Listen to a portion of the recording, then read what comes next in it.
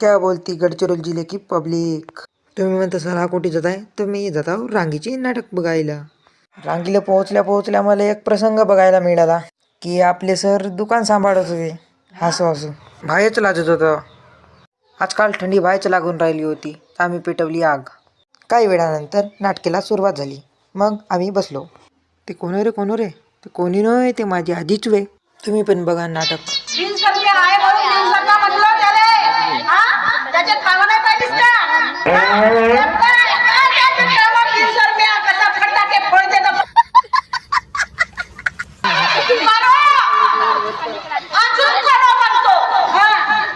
इकडे नागिनताई नाचून राहिली होती.